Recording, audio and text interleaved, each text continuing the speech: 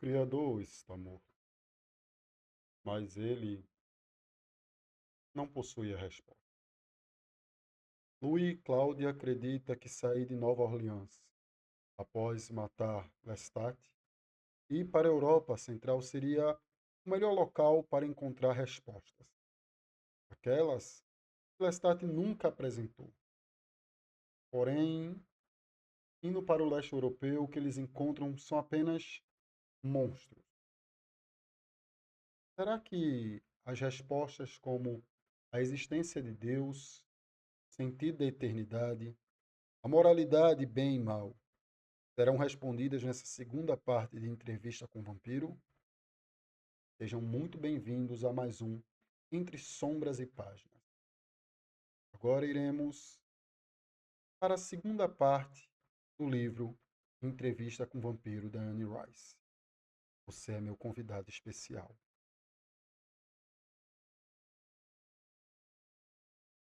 Finalmente, vamos para a segunda e última parte do livro Entrevista com o Vampiro, da excelentíssima autora Anne Rice.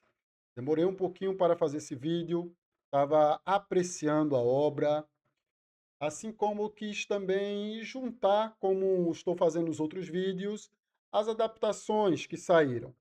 Seja o maravilhoso filme de 94, seja o quadrinho de 2015, ou a mais recente série que saiu em 2022, se eu não me engano.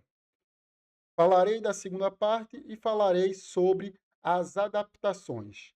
Pegue uma cadeira, sente-se comigo, pegue seu café e vamos falar de Entrevista com o Vampiro. No vídeo passado, nós vimos os quatro personagens principais até então. O entrevistador, o Malloy, Louis, de Ponte du Lac, o vampiro que está sendo entrevistado, Lestat, criador de Louis, a grande paixão, e o melhor personagem, Anne Rice, vamos ser sinceros. Talvez você não ache isso agora, mas quando ler os demais livros você vai entender. E a pequena Cláudia? Nós vimos que a Cláudia arquiteta um plano para matar Lestat, para dar a liberdade para ir para a Europa. Essa grande promessa. Afinal, ali na Europa, eles iriam encontrar as respostas de onde vem o mito do vampiro, a origem, a civilização, a história, o conhecimento. Bem dizer, a terra santa dos vampiros. Eles acreditam que ali encontrariam uma sociedade organizada de vampiros. Uma cultura, uma religião, uma filosofia. Mas, no primeiro momento, e até interessante eu ter relido o livro, é colocar aqui a capinha dele, essa versão que eu estou lendo, dessa vez, Entrevista com o Vampiro, editora Rocco. Tem uma mais nova, capa dura, mas não me interessou. E também eu estou utilizando como base a biografia vampírica da Anne Rice, para entender um pouco mais a vida da autora e a época que ela escreve. Ambos vão estar o link aqui embaixo, para vocês comprarem pela Amazon. Através do nosso link, você ajuda o nosso projeto a permanecer. Mas voltando, o fato que eu não lembrava, até porque muito da memória que eu tenho é do filme. O livro eu acho que eu li já umas 2 vezes, essa é a terceira, mas eu não lembrava dos vampiros do leste europeu, que são verdadeiras monstruosidades, sem mente, um ser que apenas responde a algo bem decadente. E Louis encontra-se ali na Alemanha, juntamente com a Cláudia, e vê até qual é a reação da população para caçar esses vampiros. E ele se torna num desespero por achar que não vai encontrar respostas. Fala que ele vai passando por várias outras cidades da Europa, o que encontra é aqueles que vão ser chamados de Ravenants, por Armand, personagem que eu falarei daqui a pouco. Mas o fato é que não há explicações. E ele começa a se desesperar, porque talvez a única resposta estivesse em Lestat.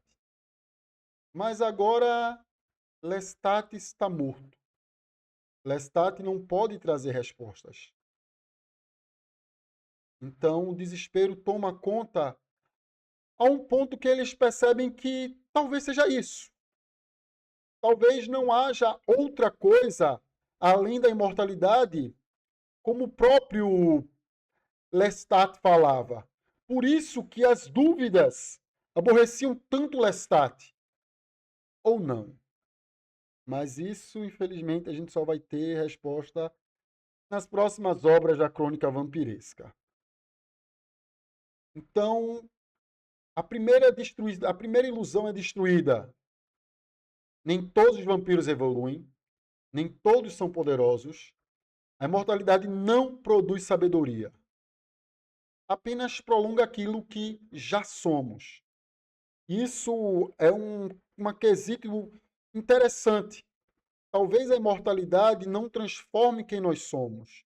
Ela apenas revela de forma mais acentuada aquilo quem sempre nós fomos.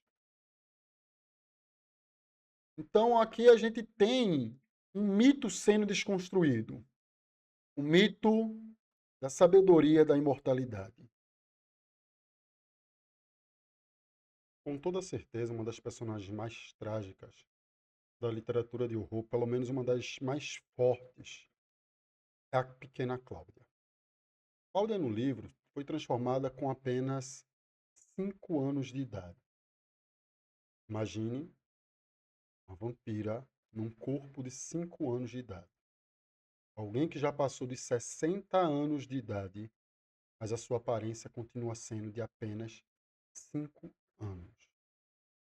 Ela não tem independência, ela depende do Louis, ela não pode ter aquilo que tanto almeja, é o seu corpo de adulta.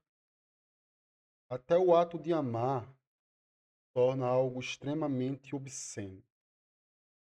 Ela é uma personagem que, quanto mais a gente lê e pensa, mais se torna perturbador. O Louis parece ter um romance com a mente da Cláudia. Então, quando você vê uma descrição que parece que eles estão se beijando, ela está num corpo de 5 anos. Por isso que, para mim, nenhuma das adaptações, tirando o quadrinho, consegue passar o peso que é essa personagem. O peso que é essa situação. Vamos falar daqui a pouco das adaptações, mas é por isso que eu acabo torcendo tanto o nariz com as adaptações. Então, a mente adulta num corpo infantil, desejo impossível. E o tempo infinito. Nunca poderá envelhecer. Amar alguém perturbador. Ser uma mãe, no sentido pleno, independente. Ou mesmo ser vista como adulta. Sua existência é uma prisão. Ela representa a identidade interrompida, o desenvolvimento bloqueado, a dicotomia do corpo versus mente, uma alienação, um trauma. E quando a gente conhece a história da Anne Rice, a gente sabe que a Cláudia foi baseada na sua pequena filha, que morreu logo na infância. O Stan é o Lestat, o Stan Rice. E a própria Anne Rice é a figura do Louis, nesse primeiro livro.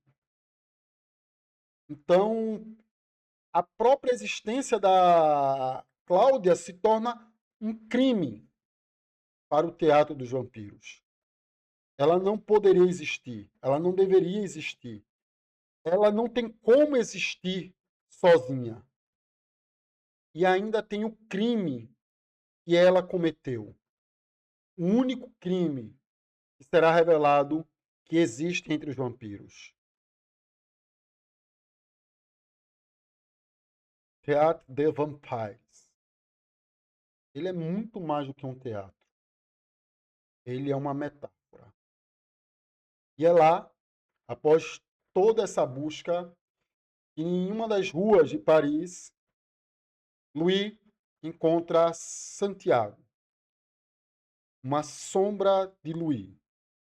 Repete cada gesto, cada movimento, cada sorriso, cada respiração, cada expressão facial. É algo perturbador. E Santiago provoca Louis, ao ponto de Louis se enfurecer, chamá-lo de bufão. Essa pequena semente no ego de um vampiro pode vir a ser o princípio da ruína de tudo aquilo que Louis tenta manter. E a figura de Armand, um jovem na casa dos 18 anos, mas que é o vampiro mais velho até então apresentado, com mais de 400 anos, freia Santiago. Parece que ele lidera aquele grupo. Eles fingem ser vampiros sendo vampiros. Interpretam monstros, enquanto mostram a monstruosidade, escondendo serem monstros. É a própria sociedade. Todos nós interpretamos papéis. Professor, pai, médico, político, artistas. Só que o Teatro de Vampires mostra isso de maneira literal. O quanto a sociedade finge ser. E aqui a gente tem alguns personagens. O Santiago, Celeste, Sofia e Armando. Com toda certeza, o mais inescrupuloso, talvez ele possa até ser visto como o próprio Ubermatt de Nietzsche. É Armando. Talvez um personagem fascinante para alguns.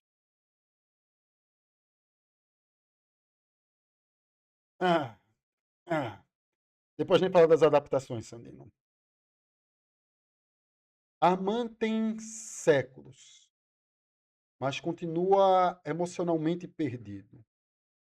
Quando a gente lê o livro que conta a história dele, percebemos o quanto Armand é perdido. Representa alguém preso ao passado, mudou religiões, império, continentes, mas nunca encontrou o próprio sentido, nunca encontrou uma identidade. Por isso, ele oferece companhia, mas nunca resposta. Na verdade, ele necessita de Louis. E ele deixa isso claro. Ele diz que precisa de Louis para que não morra. Ele diz que os vampiros sobrevivem se adaptando ao tempo. Quando os vampiros não se adaptam ao tempo, eles morrem. Por isso que ele precisa de Louis. Pois Louis, ele tem um espírito daquele século, daquela época.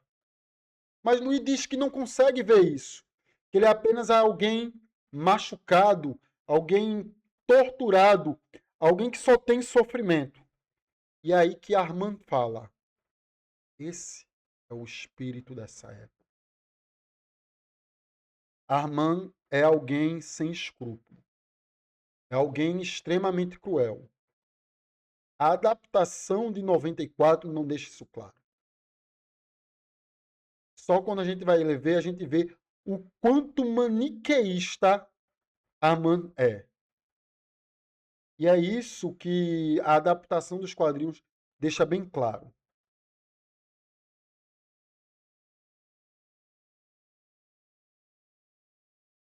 Entrevista com o Vampiro nunca foi um romance sobre vampiro.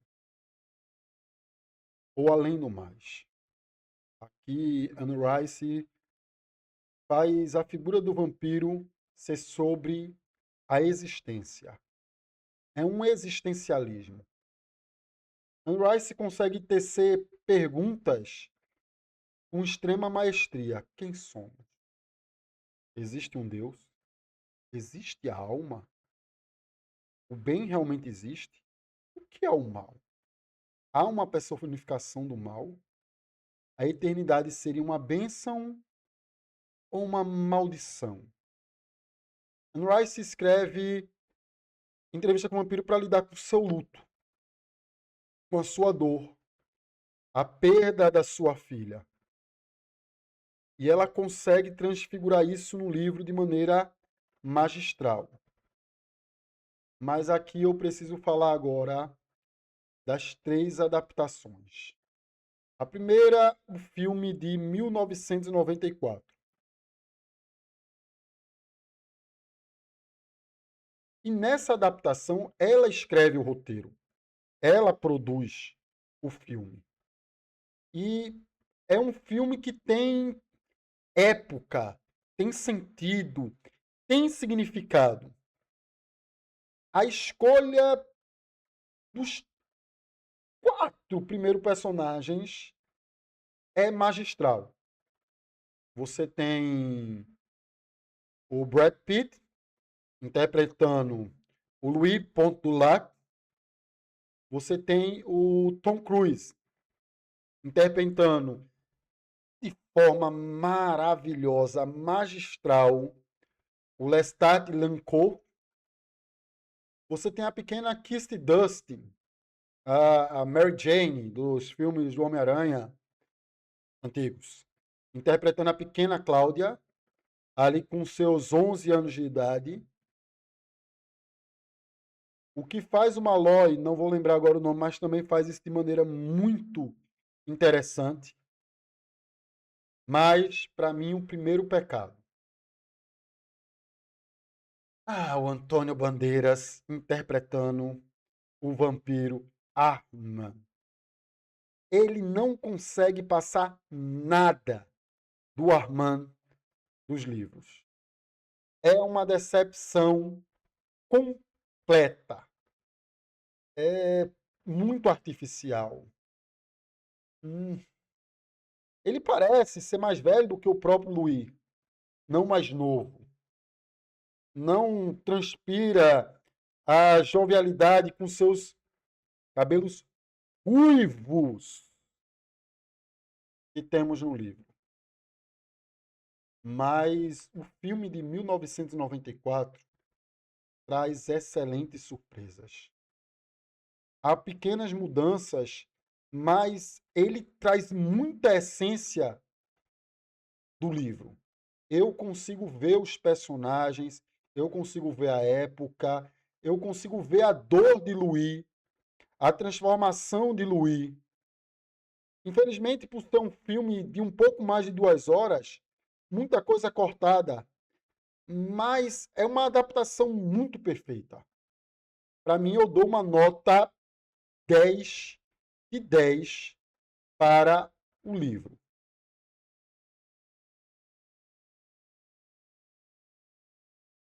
Agora,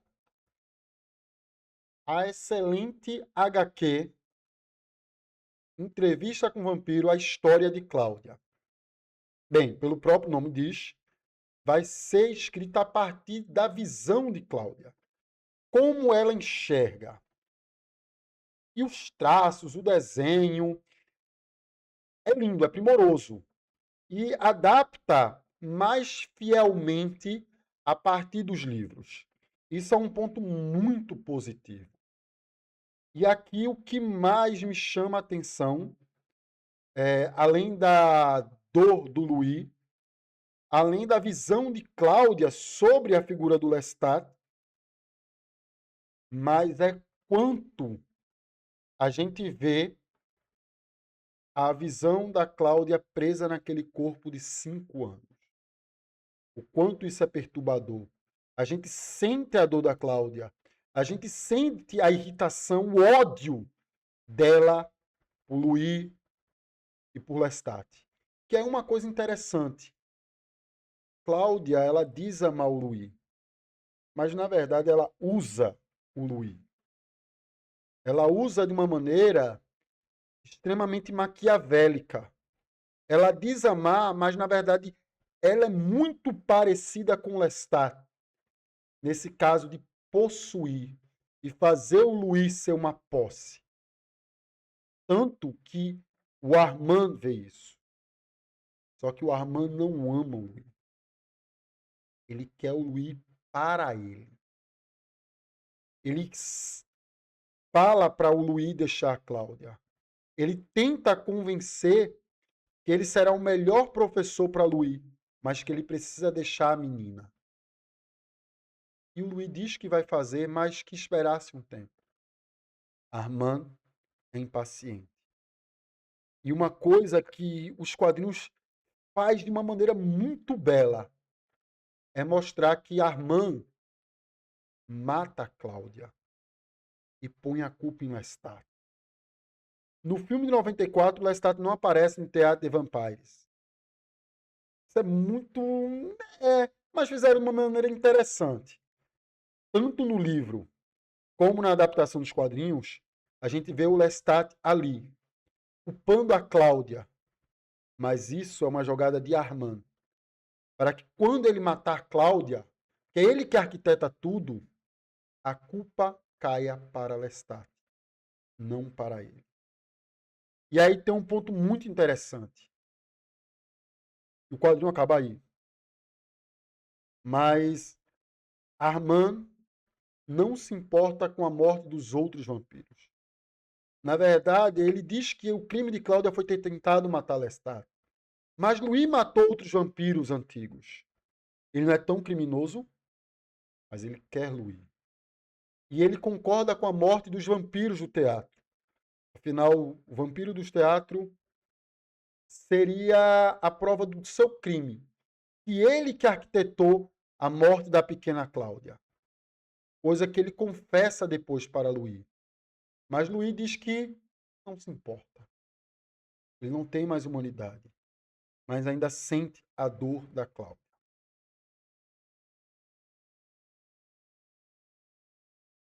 E nós vamos para a última adaptação até então de Entrevista com o Vampiro. A série de 2022. Eu me recusei por muito tempo a assistir a série. Por conta da mudança dos personagens. Por conta da mudança da época. Mas eu escutei de uma pessoa que leu os livros, alguns anos atrás, e fizeram algo muito bom. Eu acreditei. Recentemente, um amigo me recomendou novamente a série. Falou que a Anne Rice, antes de morrer, estava envolvida com a série. E que a série mostrava muito o espírito dos livros. Eu acreditei. Comecei a assistir, vi as mudanças, botaram o irmão de Louis, botaram a irmã de Louis. Gostei disso. Parece algo bom.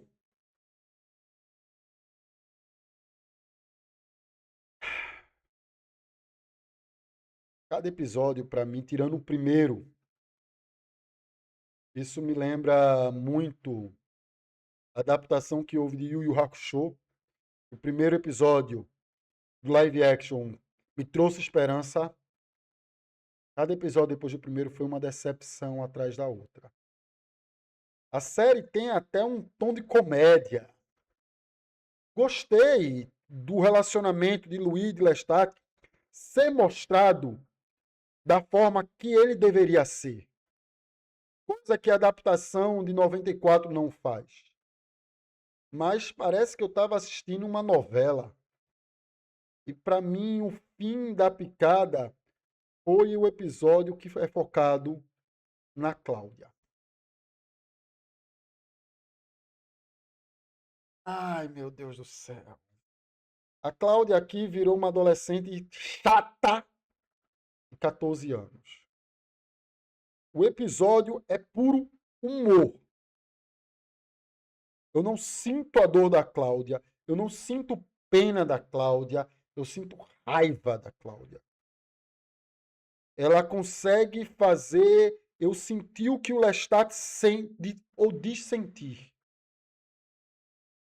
Eu tentei assistir, mas no final do episódio há uma briga de casal entre Louis e Lestat o qual o Lestat, uma coisa que ele nunca fez, não faria nos livros, foi dar uma surra em Louis para Louis não ir embora. Ok, a gente tem isso, tem essa dominação, tem esse medo de perda do Lestat. Ah,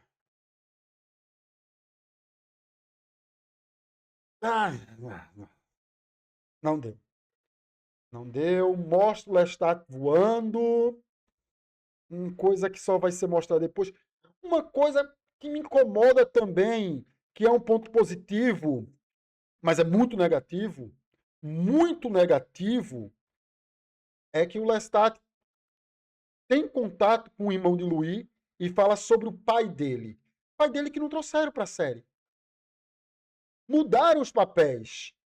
Lestat aqui é independente financeiramente e uma ideia que passa para o Louis é que o Lestat é um aproveitador financeiro. Principalmente por conta do seu pai. Não colocaram a cena que Lestat pede para Louis matar o pai dele. Não tiveram coragem desse peso. Não tiveram coragem de colocar a Cláudia como deveria ser.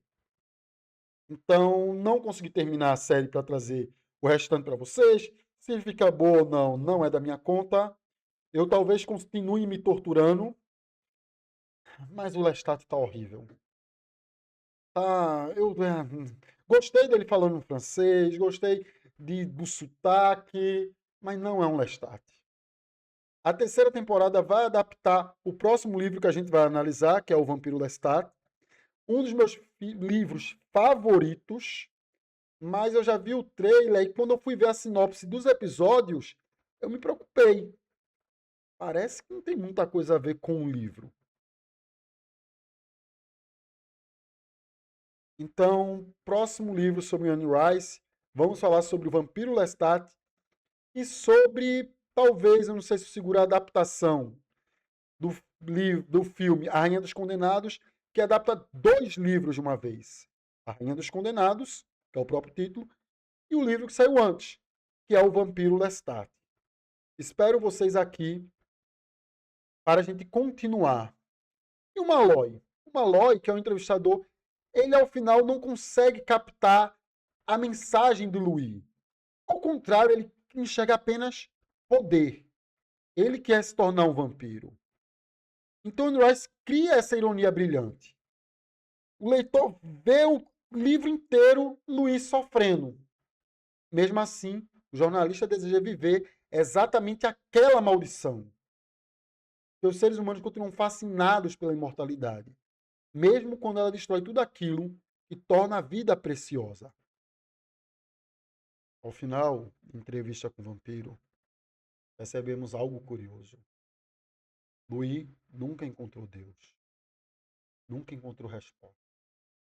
Nunca encontrou paz. Mas talvez essa nunca tenha sido a intenção de Anne Rice. Ela não escreveu uma história sobre monstros. Ela escreveu uma história sobre pessoas condenadas a viver para sempre, carregando dúvidas que jamais poderiam ser respondidas. Ou talvez seja justamente isso que torne seus vampiros tão humanos. A autora vai expandir essa vivência nos próximos romances. Deus vai aparecer. Pior, o diabo também. Mas isso é tema para os próximos vídeos. No próximo vídeo, voltaremos a Clive Barker.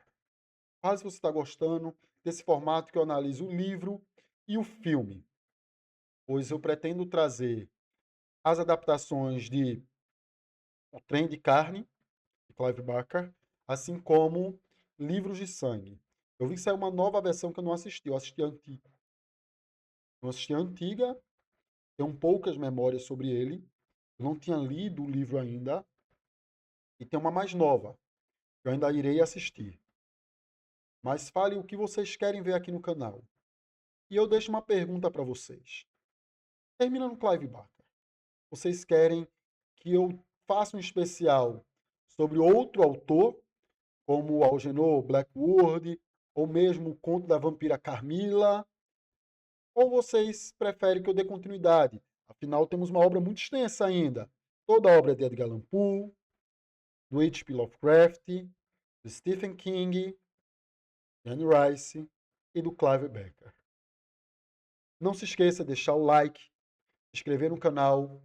Caso você queira contribuir, estará embaixo nosso Pix ou compre os livros através da Amazon, através do nosso link. Isso iria ajudar muito o crescimento do canal. Espero vocês na próxima. Valeu e até mais.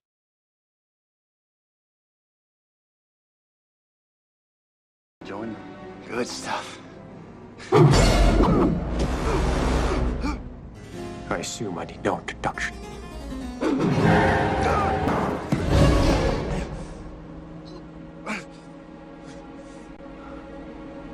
I feel better already. Most of all, I longed for death. I invited it. A release from the pain of living. Oh, Louis. Is open to anyone. Still whining, Louis. To the men that follow. Have you heard enough? But it was a I've had to listen to that for centuries. Don't be afraid. I'm going to give you the choice. I never